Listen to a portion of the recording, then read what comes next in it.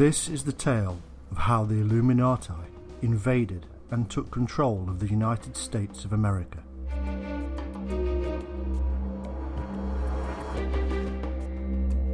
This is the real history of America as you've never seen before.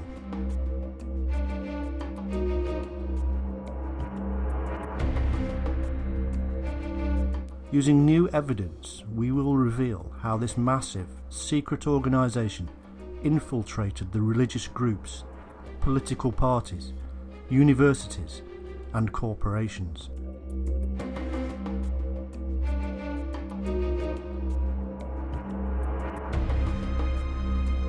How they placed their own people in positions of power and authority.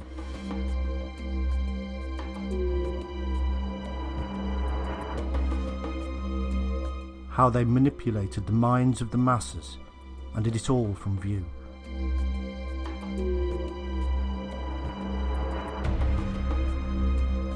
This group embraces what is known as the Esoteric, the so-called spiritual truth hidden from the rest of us.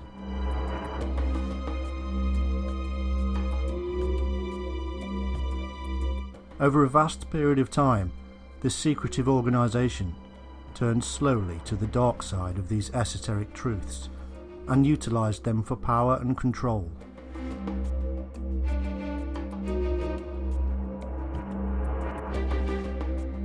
They take their orders from the International Secret Council of Nine. They are collectively called the Confederation of Initiates. They are under the strict control of their masters, and to oppose them means punishment worse than death.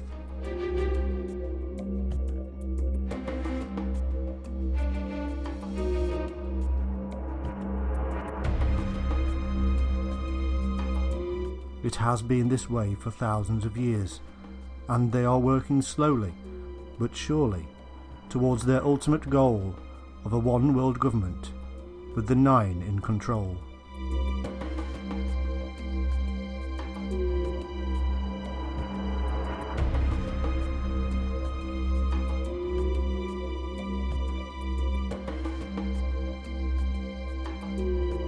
In this film, we reveal their plans and schemes. We show how the so-called land of free is not free at all, how it is under the yoke of a very large, very powerful, and very secret organisation.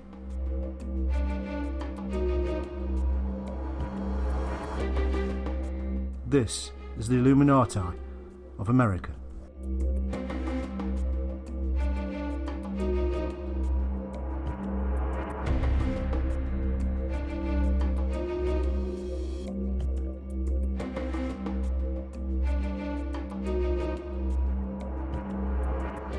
In 1932, the International Secret Council of Nine, who direct the Confederation of Initiates of Illuminati, issued the following highly secret statement to the Order of the Rosicrucians. This is the new dispensation, and the work of the spiritual and mystical fraternities must be re-established throughout the world, so that all peoples may be taught the law and thereby enabled to apply it towards universal improvement as the only means of saving mankind. We, the Council of Nine, have selected your organisation as one of the oldest in America to help do this work.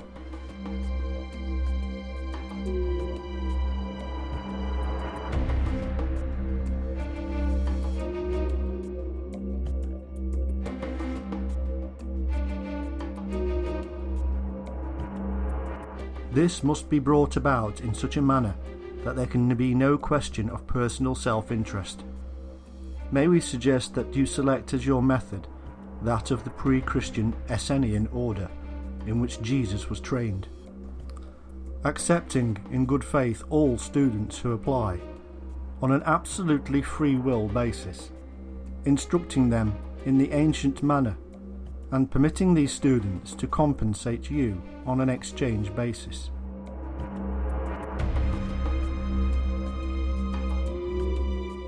The man who wrote these words was the Comte de Saint Vincent, the master of the Council of Nine.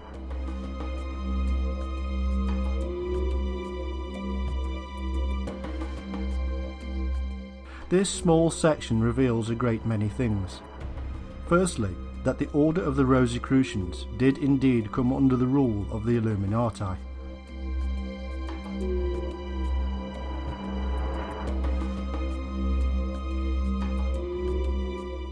The Rosicrucians were, and still are, a mystical, secretive order, originating in a completely false origin story from the equally false originator, Christian Rosicrucians.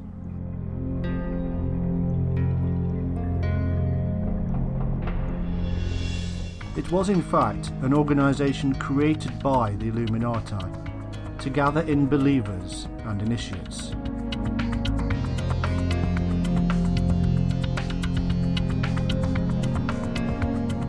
It worked beautifully and spread throughout the world, and then spawned yet further secret orders of its own.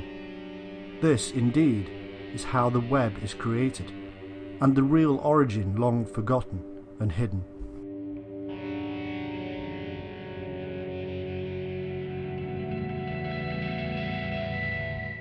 Secondly, the text reveals that the Rosicrucians were in fact much older, and the oldest in the USA.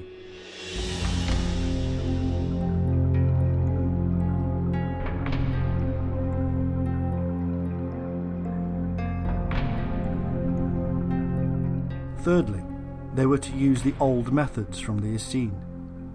These were the Gnostic Jews who wrote all the New Testament and other texts that didn't make it into the Bible. The Dead Sea Scrolls were written by these mystics.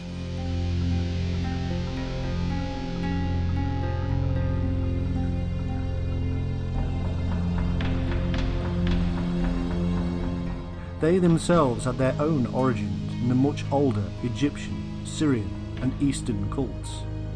It stretches back many thousands of years.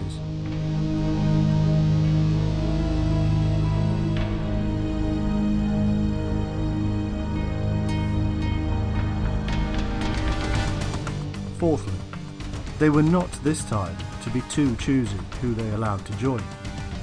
This implies that they used to be, and indeed that is the truth. Now, with the advent of the second wave of a worldwide revolution about to begin with the Second World War, all were to be accepted into the fold for the great work to get underway.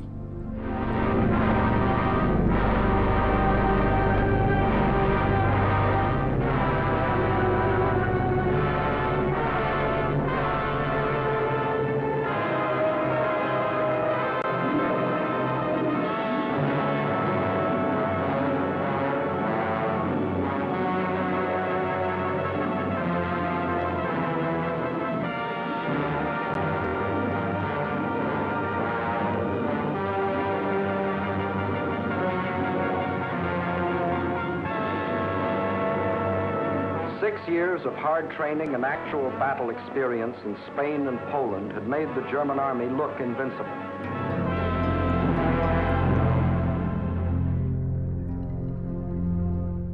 This was, and is, a group that is spread throughout the world, and have been involved in most of the big revolutions that have occurred, including the French and American revolutions.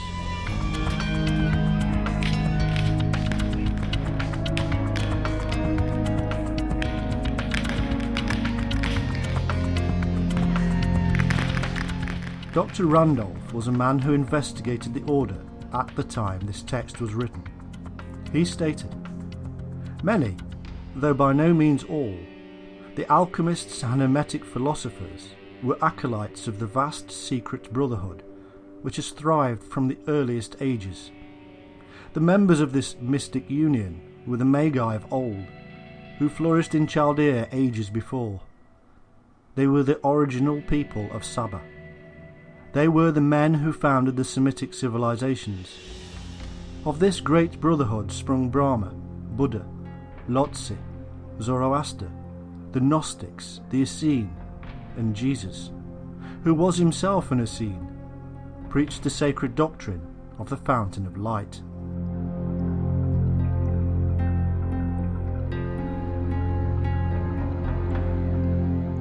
This fountain of light is the illumination, the inner enlightenment to the reality of existence, and from where the term Illuminati is derived.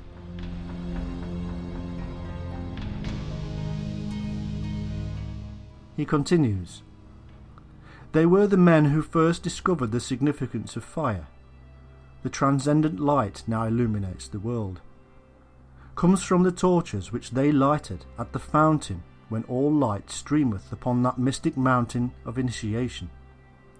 There is nothing original in thaumaturgy, theology, philosophy, psychology, and ontology, but they gave it to the world."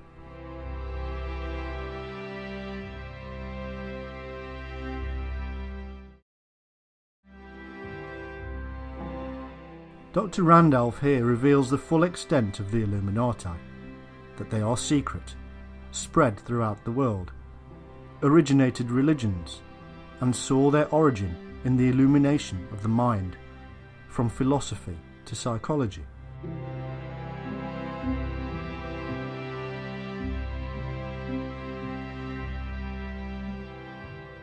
They therefore believed they had the right to rule the world, and over time they used their knowledge to force and manipulate their control over those who refused to see the light.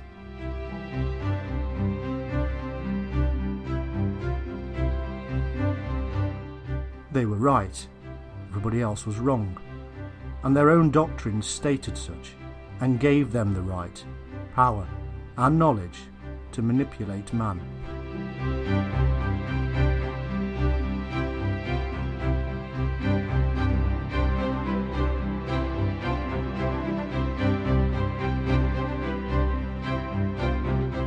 The Rosicrucians are illumines of the oldest stock and were spreading far and wide across the United States. They give the following explanation of their fire or light, the thing which gives rise to the name Illuminati. There is in nature one most potent force, by means of which a single person who would possess himself of it and know how to direct it could revolutionize the whole face of the world. This force was known to the ancients, and the secret is possessed by the secret schools of the present day. It is a universal agent, whose supreme law is equilibrium, and whereby, if science can but learn how to control it, it will be possible to send a thought in an instant around the world, to heal or slay at a distance, to give our words universal success, and to make them reverberate everywhere.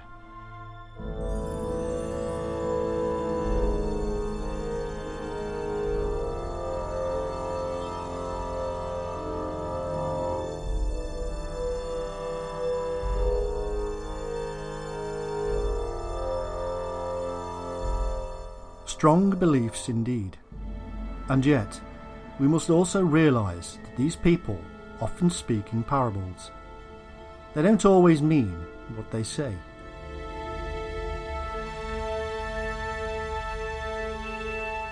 They taught that all the scriptures of all religions were parables, and hid the secret doctrine.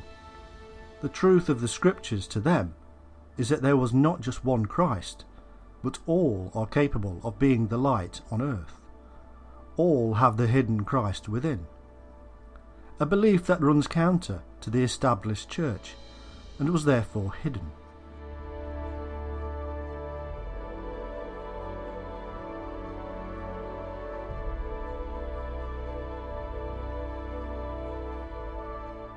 These teachings are in fact spread across all of the secret societies, for all are linked under the web of the Illuminati.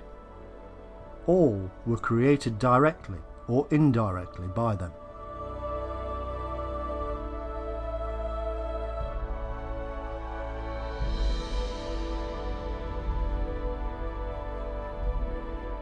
In 1905, one such order was created in the USA by a Dr. Julia Seton, and was called the modern church. Its purpose was to prepare the minds of the people for the new civilization to come. She stated, "The Illuminati school is the modern school of higher psychology and mysticism, where ancient and occult wisdom is revealed. It teaches new methods of social, ethical, industrial, religious, international, and national liberty."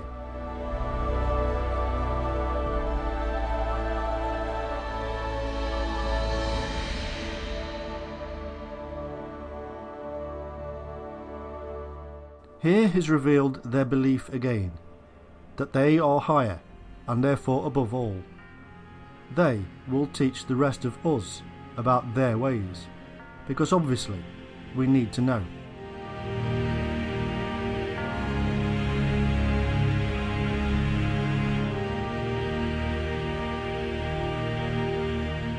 Because they believed God, or the universal life force, was speaking through them, they believed that everybody else was wrong. They used their substantial wealth and power to spread these doctrines, and it was heard.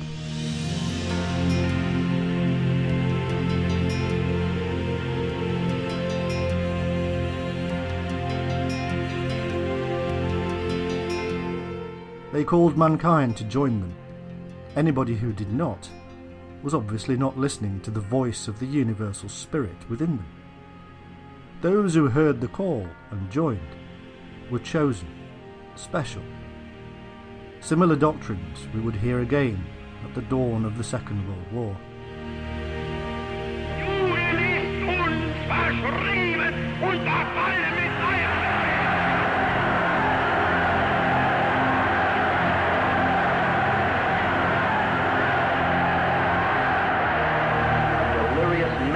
Possessed the German nation. Man, they said, was not part of God, nor a creation of God, but the universal intelligence, or cosmic spirit, itself.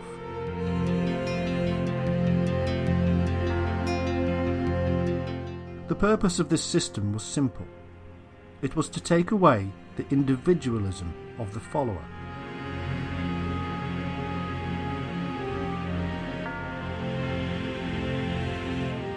He was to listen only to the cosmic spirit and not his own reason.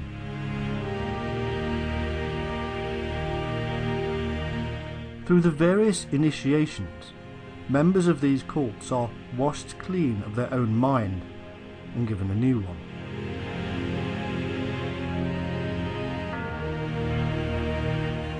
They are broken and rebuilt. It is a very old method of creating an army. Their new civilization was not to be one of light at all. It was to be one of the master and blind servant.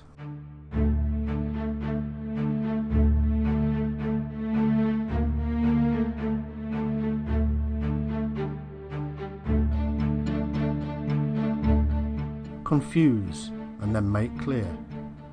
Befuddle and bemuse, and then explain in simple terms. These are the methods of forcing the initiate to believe he has become enlightened.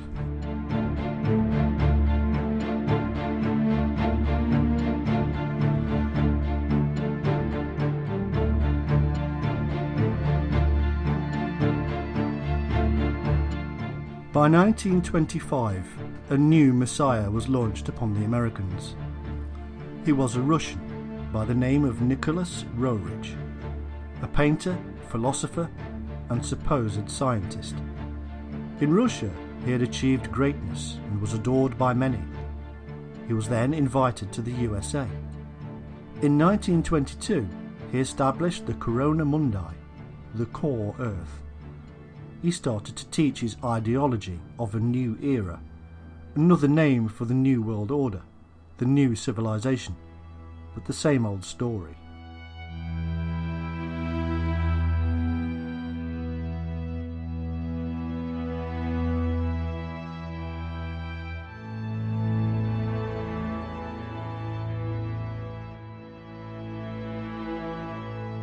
He became so popular that his teachings spread outwards around the world. He taught the same old things, that the willpower within is the divine essence and is the answer to all. It was, he said, a creed of a new era of mighty approaching energies and possibilities.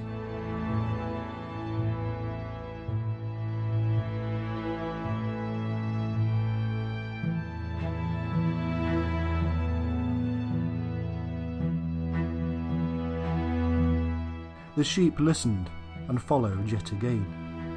The new world, he said, would be created by the fire, the light within us all, joining together and allowing the illuminated to dominate the world and bring peace.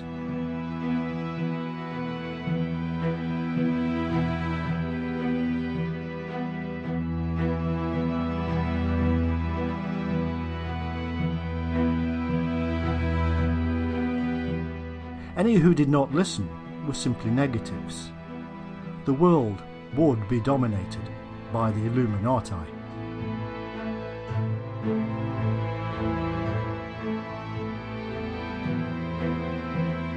This Russian was just another mystic shouting about the so-called truth.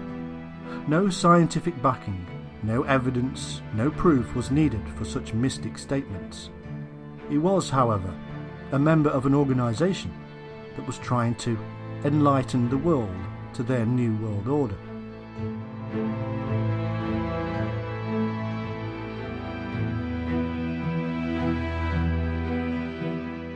Their light would shine and others be extinguished.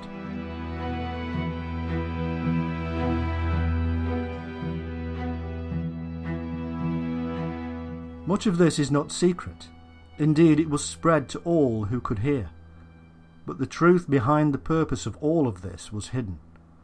The truth was to take the minds of the people to control for their own purpose.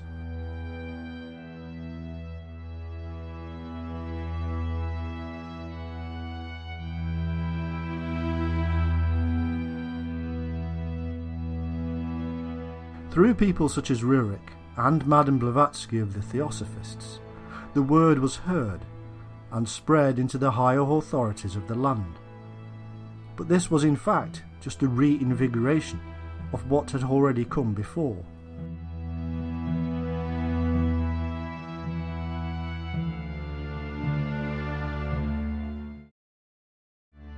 From the moment the first settlers landed in the USA, the message was being spread.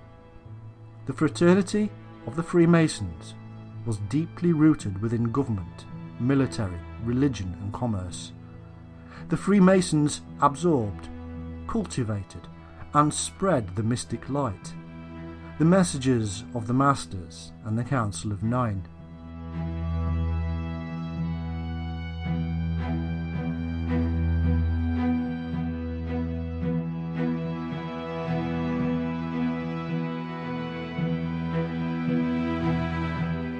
They did not always understand what they were spreading, but they spread. Those at the highest degrees of initiation were aware, and they created revolution and formed government.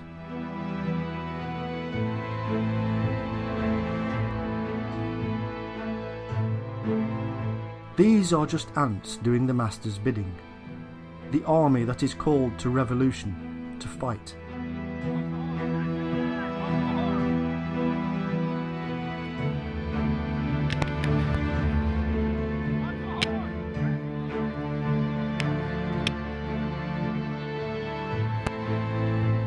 The true Illuminati are hidden, the true Masters unseen.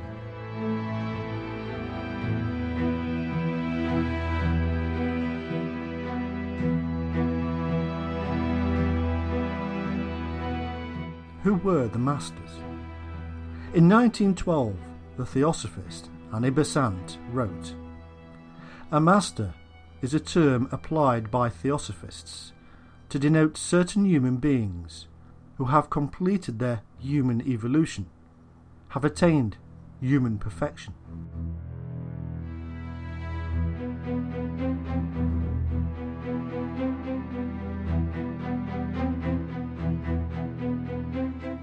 It didn't matter what society or order the followers belonged to, because the masters ruled them all. In reality, the Theosophists and the Rosicrucians were linked under the group of esoteric men we generally term the Illuminati.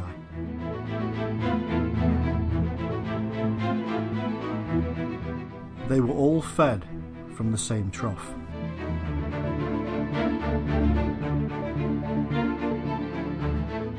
This hidden group were known to the various groups as the hierarchy of light, the elder brothers. Nobody ever saw them, they just did their bidding.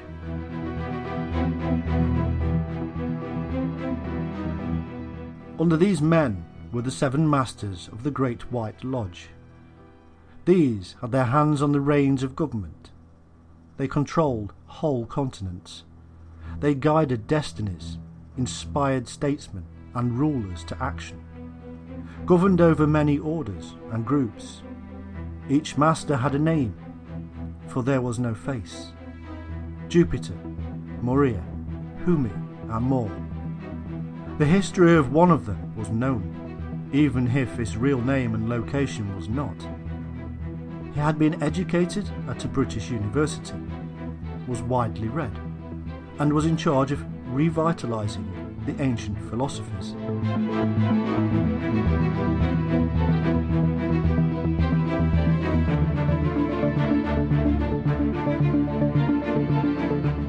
Their aim was to ensure that the head of every government and organisation of power and authority should be ruled over by a master, or at the very least one under the master's control.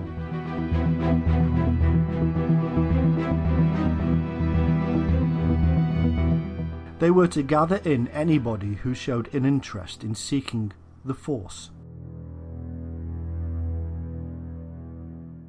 Their ultimate goal, they say, is to control all the world, under the power and authority of the hidden masters, and to reign over a world of peace.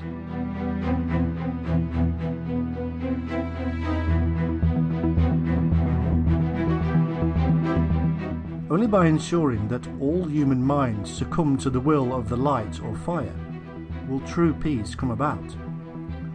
All must do the master's bidding if there is to be peace in the world.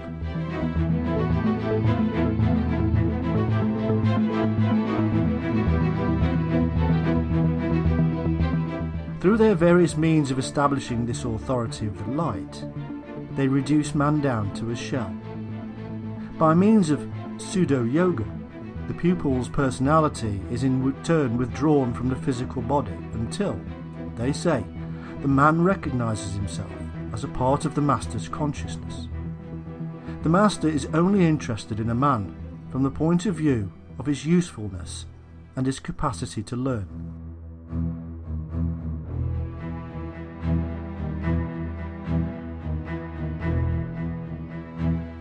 These are their own words. They even tell us how the forces are used to enable this control. They use, as all cults have throughout time, rhythmic sounds, words and phrases, music, dance and meditation.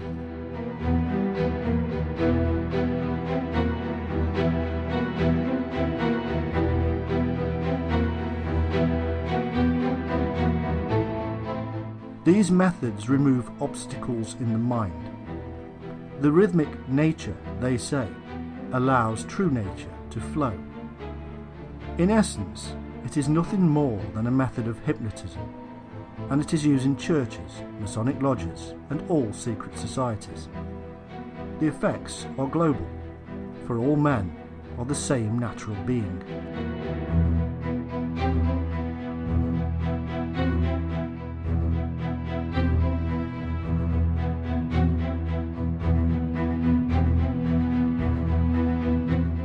In the early 20th century, the Rosicrucians and Theosophists of America set out their stall. They had a plan, given to them by the masters. They would take control of politics, religion and education. Through these, they would control business and the rest of the world.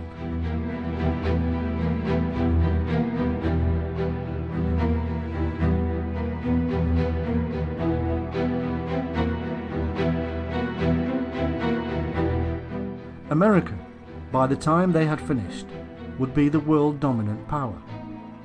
Their vision was realised by the end of World War II, as their Great Revolution ended. Men, women, and children must slave on farm or in factory for the Nazi master race, or starve. There will be a class of subject alien races.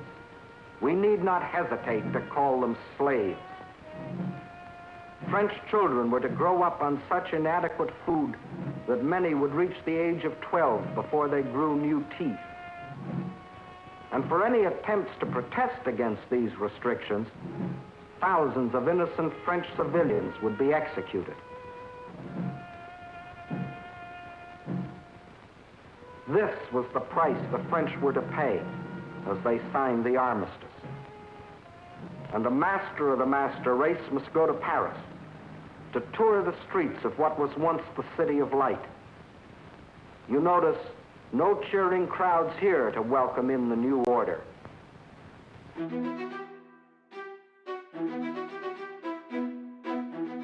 Old empires were destroyed with the 2 world wars, and a new one emerged.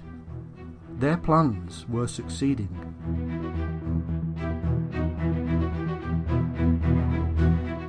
In 1864, revolutionary writer Maurice Joly wrote, "Before thinking of actually directing the public, one must stun it, dazzle it by all sorts of movements, mislead it insensibly in its ways." They did stun the world with 2 dreadful world wars, which were nothing more than revolutions, no different to the French and American versions, which they also set in motion through their secret societies.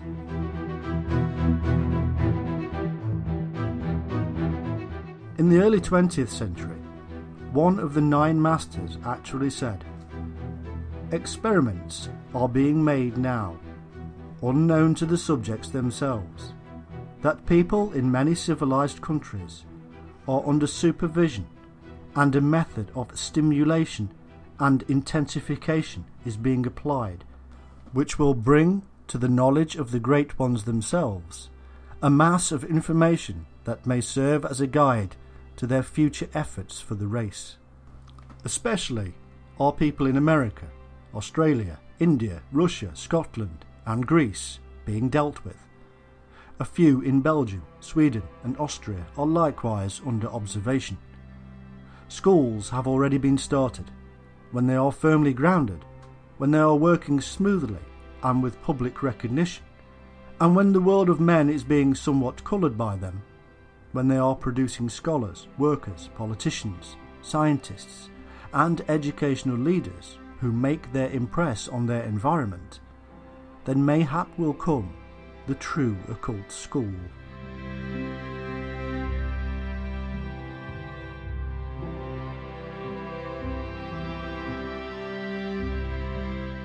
The whole idea yet again is to control the minds of man. The control is so complete that in their own words, the initiate cares not if he loses friends, relations, children, popularity. He cares not if he seems to work in the dark, and is conscious of little result from his labours. By 1927, they were claiming that we are witnessing the birth of a new world consciousness, of a world civilization. Old traditions are being broken down, old customs destroyed. There must be anarchy before there can be creation.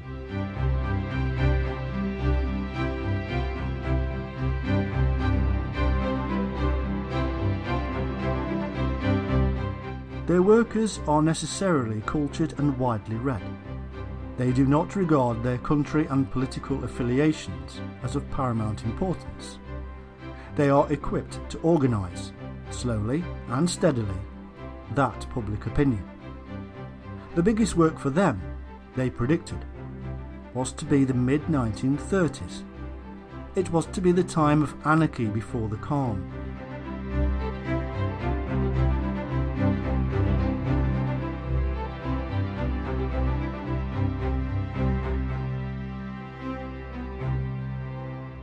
They said of the 1930s, material stress and strain, the wrecking of old political parties, the overthrowing of trade relations. All of this came true. The Depression caused mayhem, political upheaval, and saw the birth of new, radical political parties around the world, and none more so than in Nazi Germany.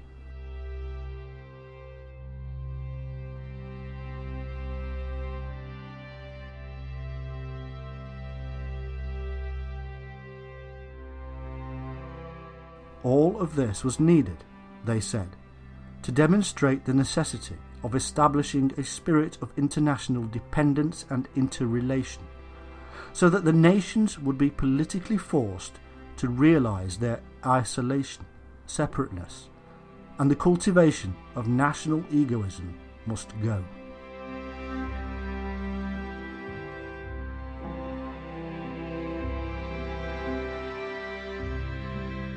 After the First Revolution of World War I, they brought about the League of Nations, a group of countries desiring never again to see war on such a scale. It was, in fact, the creation of a secretive group of international business leaders, politicians, and mystics, all linked to the Illuminati, and all now with the authority of the broken public behind them.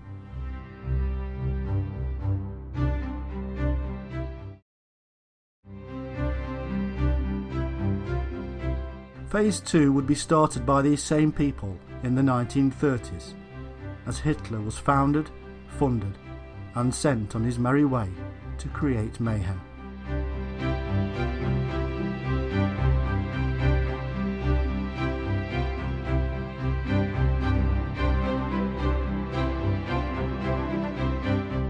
And what of America? That was simple and was under control. Political parties there were almost incidental because it was in the teenage years of true capitalism. It was therefore controlled not by presidents and Congress, but by business. Business leaders were already under the power of the masters through the Masonic brotherhoods, and they chose and controlled the politicians, most of which were Masons anyhow.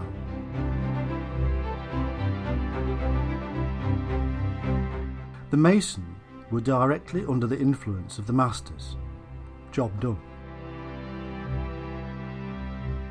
The fate of the world was sealed. Anarchy was set in motion. The USA sat back, grew in power, and watched and waited.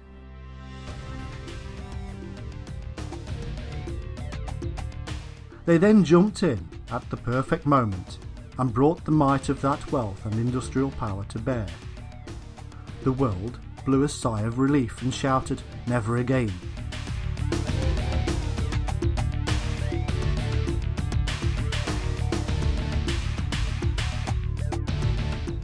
The United Nations was formed, blame attributed, and man moved on.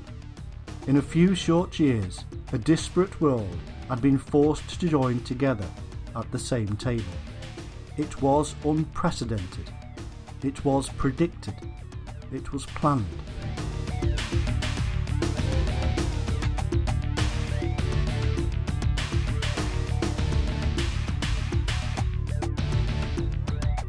In fact, the prediction was so perfect that even gave the year that World War II would end and the new world faith would begin to take shape, 1945.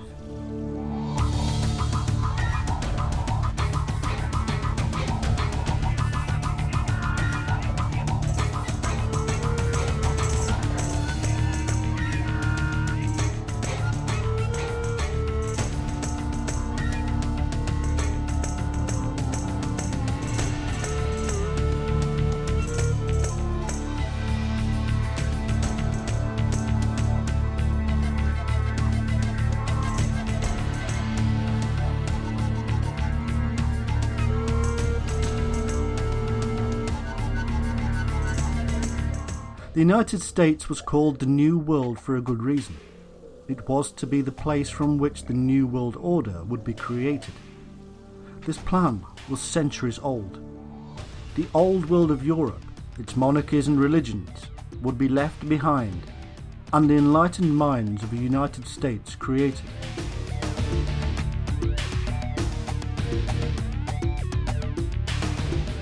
All of this takes time and a great deal of work, but the very foundations of America are those of the Illuminati. As one writer in the early 20th century wrote, "How did it happen at the time of the American Revolution, when next to nothing was known of the mathematical interpretation of the Great Pyramid, that its symbolism was used in concrete exactness on the Great Seal of the United States, indicating that it was part of America to reinstate the rule of Christ, the light or illumination, on earth? It happened because it was a symbol and sign for all to see, for many to rejoice over, the others to fear. It was the symbol of the coming to power of the hidden masters." An American High Mason and Rosicrucian in 1877 wrote, "In the last century, the United States was freed from the tyranny of the mother country by the action of secret societies more than is commonly imagined." It was true.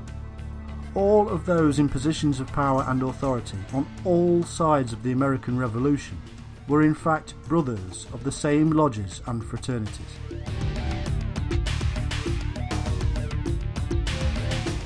They even held meetings between political enemies of brothers on the battlefields. It was all staged.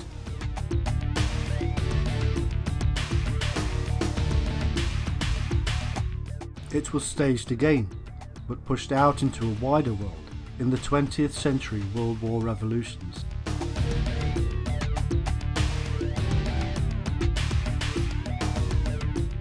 This is what the Illuminati said in the 1920s.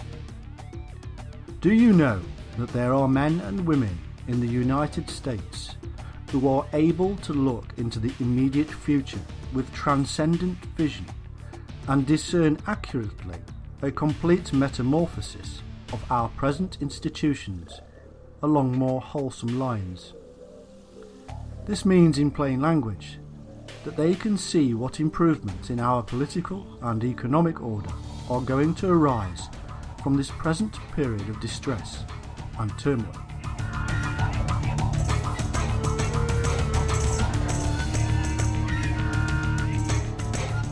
They see these improvements crystallizing between 1933 and 1945, both dates written large on the Great Pyramid Prophecy.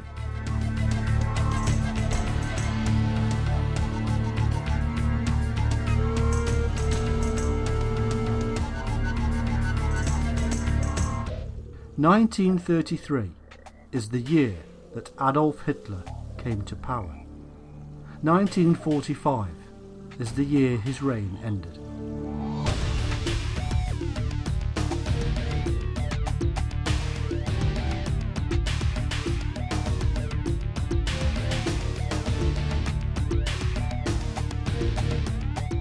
It had all, in fact, been going on a long time. Often, the politicians are completely unaware of it and are just pawns in the bigger game. Other times, they fully know and cover up.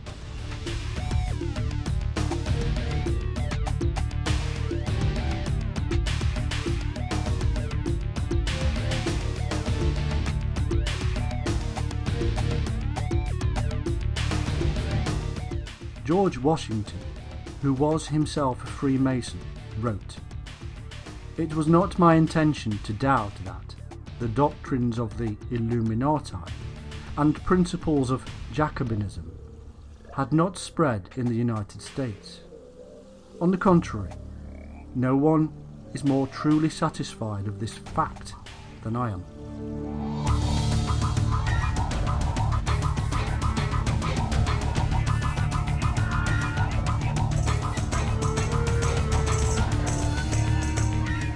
There has always been two sides to the Illuminati movement. The mystical side we have covered, but this is in truth just a modern cover for the political schemings in the background. In the 18th century, when the name Illuminati surfaced, the political clubs were called Jacobin clubs, seen by many as aristocratic groups fostering followers. Today, their direct descendants are known as the Council on Foreign Relations, the Trilateral Commission, the United Nations, and more.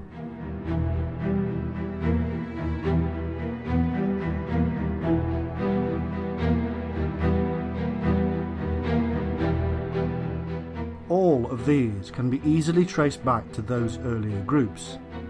Even the same bloodlines exist within all the organisations.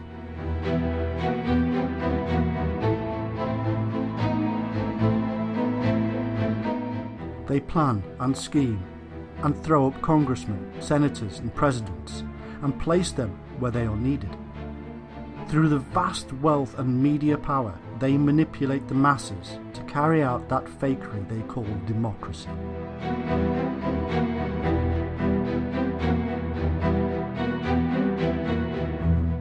There are several well-known and often covered names involved in all of this. The European financier family that had huge influence is the Rockefeller family. David Rockefeller founded the Trilateral Commission and was a co-founder of the Council on Foreign Relations. The family tree reads like an Illuminati greatest hits album. Through just the minor work of this one family, a grand unification has taken place. Countries of the world have been brought together under the powerful influence of just one head. The United Nations is a group of nations, but the delegates all owe their positions to the various branches of the worldwide Illuminati, and so do the Master's bidding.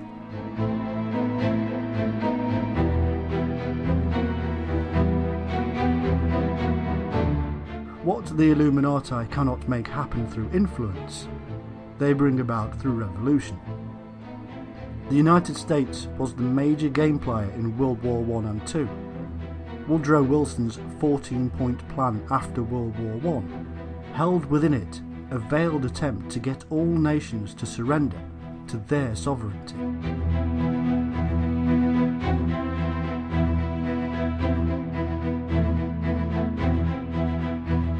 It almost worked when they formed the League of Nations. However, the US never actually joined itself. It didn't really matter, because World War II was already under planning stages, and the Council on Foreign Relations was created behind the scenes.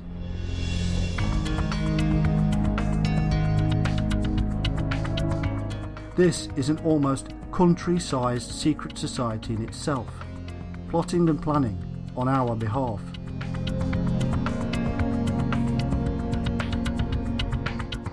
Most of the members have bloodlines that stretch back to the early days of the Illuminati and royal houses of Europe. The rest are high-powered businessmen and other such people in positions of vast power. We must remember that all of these institutions are places for generally non-elected people. The same is true of that other global secret group, the Bilderbergers. In the USA there is a friendly group called the American Friends of the Bilderbergers. Each group is made up of chosen individuals. Chosen by whom?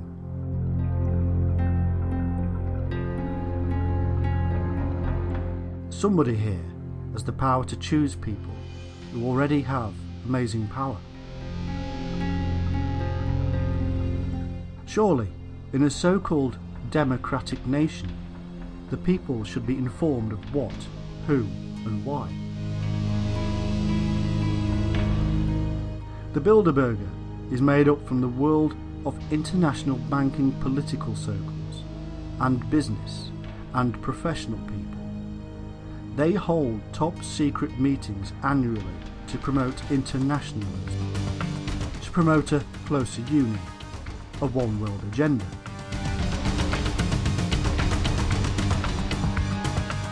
And it is fully American endorsed, with a host of politicians, scientists and business leaders from the USA attending. All of the meetings are secret. Nobody ever tells. So just how and when did the Illuminati influence in the United States begin? The very first official mention of them is in around 1785, when the Columbia Lodge of the Illuminati was established in New York. Some of its members were Governor Clinton, the editor of the New York Times, and the early Roosevelts. In 1786, another lodge started in Virginia, with Thomas Jefferson as a member. This was followed quickly by 14 more lodges throughout the then 13 states. In 1789, some people were getting concerned. The president of Harvard issued a warning about their growing influence on politics and even religion. At the exact same time, the French Illuminati came to pay a visit and helped to spread it even further.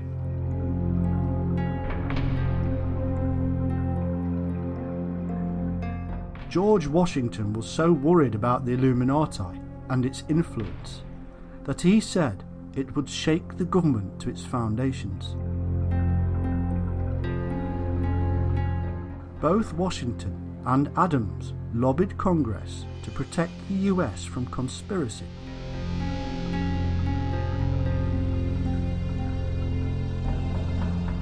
Thomas Paine, the author, actually aided the Illuminati to infiltrate several Masonic lodges.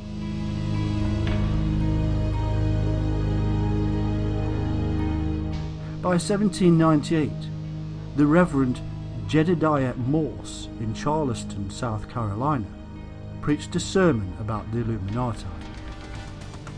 Practically all of the civil and ecclesiastical establishments of Europe have already been shaken to their foundations by this terrible organisation. The French Revolution itself is doubtless to be traced to its machinations. The successes of the French armies are to be explained on the same ground. The Jacobins are nothing more nor less than the open manifestation of the hidden system of the Illuminati. The order has its branches established and its emissaries at work in America. The affiliated Jacobin societies in America have doubtless had, as the object of their establishment, the propagation of the principles of the illuminated Mother Club in France.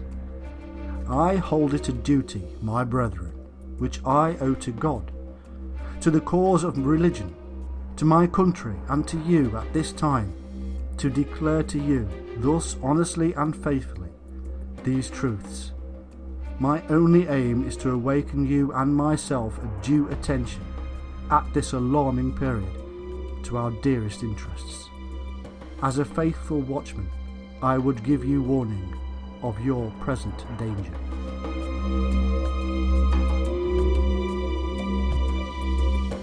In the same year, the president of Yale University said, "Shall our sons become the disciples of Voltaire and the dragoons of Marat, or our daughters the concubines of the Illuminati?"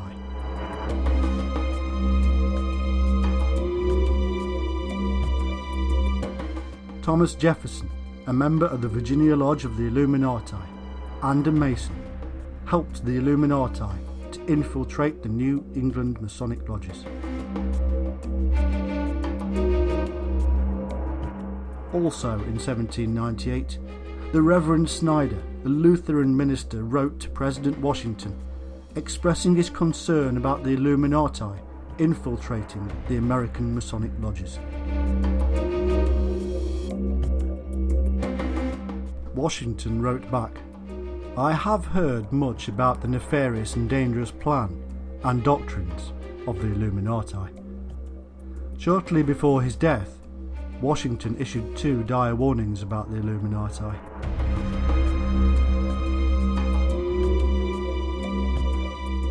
In 1807, the future President John Adams wrote 3 letters to a Masonic brother, complaining that Thomas Jefferson was using the lodges for Illuminati purposes. The letters have been stolen and never seen since. He also wrote to Washington and others saying that lodges were being used by Illuminati for their satanic worship.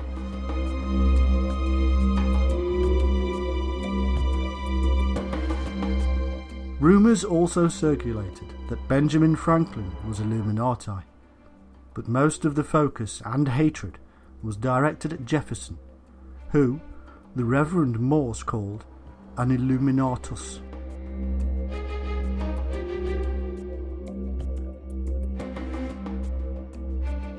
In 1812, the president of Harvard gave the following speech: "There is sufficient evidence that a number of societies of the Illuminati have been established in this land of gospel light and civil liberty, which were first organised from the Grand Society in France.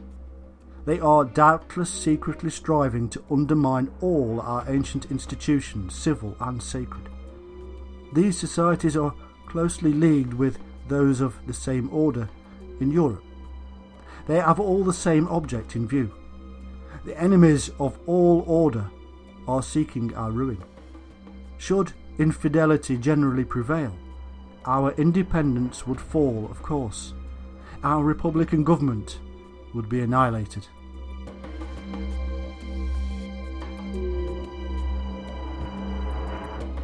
In that same year, the British attacked Washington in order to destroy vital documents that revealed the Illuminati influence on the government and the war.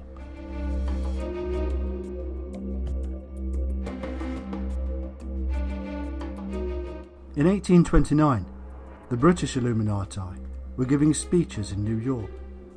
Frances Wright spoke for the Women's Auxiliary of the Illuminati on free love and atheism. She spoke of the international secret movement that was working behind the scenes to foment future wars, to bring about the one world agenda. Indeed, they were called the Communists before communism. It was the plan, she said, to create mayhem, so that the members of the Illuminati were seen as the saviours and bring peace.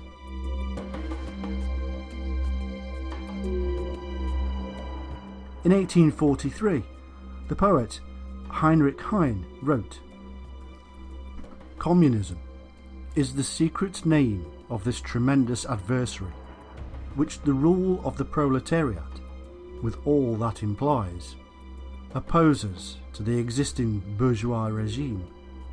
Communism is nonetheless the dark hero, cast for enormous, if fleeting role in the modern tragedy, and awaiting its cue to enter the stage."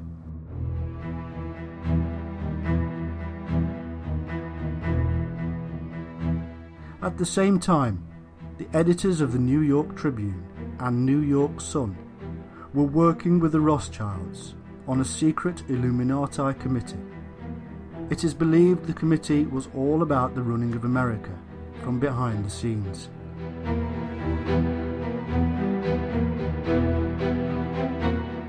In 1841, Clinton Roosevelt wrote a book outlining plans for the New Deal and National Recovery Act, both of which would not even be realised for another 100 years under Franklin D. Roosevelt. Long-term plans and family bloodlines indeed.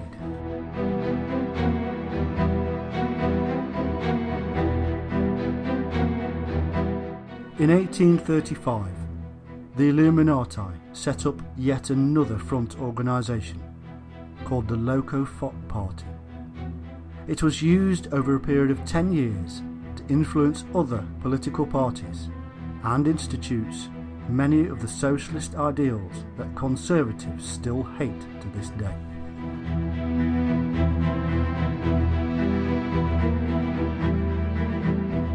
Throughout this whole time, the Illuminati influence in the government of the United States was immense.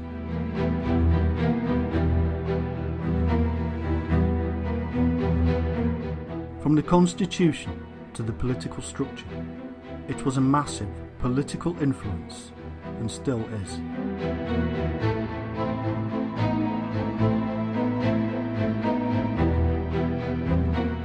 But that second tier of Illuminati influence also played a major role, for the two cannot be divided.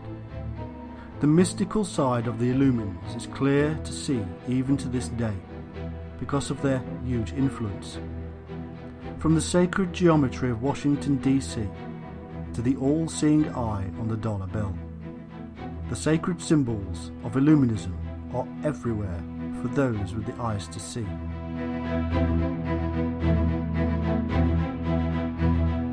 In essence, the history of the Illuminati in the United States cannot be divided from the rest of the world, because it is all about the creation of a new world, and the Americas play a vital role in that grand plan.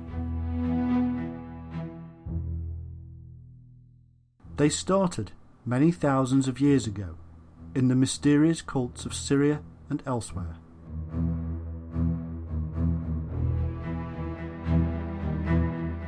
They grew a deep and profound understanding of the human mind within the universal mind. The man in matter, the spirit in nature.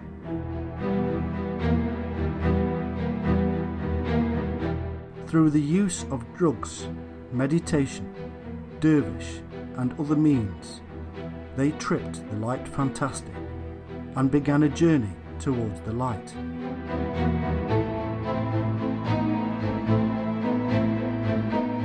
Along the way, greed and desire for power stepped in and turned the knowledge gained towards the dark side.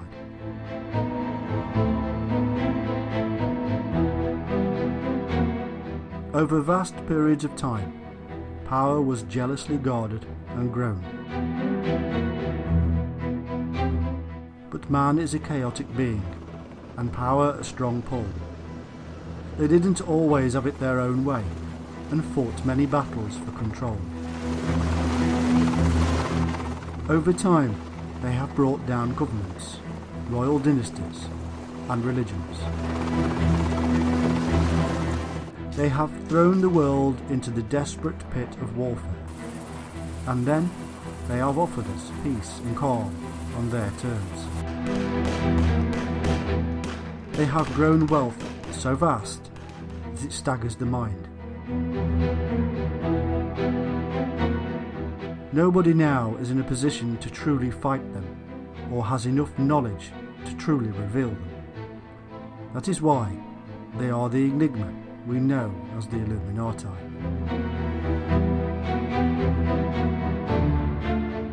But they have taken America.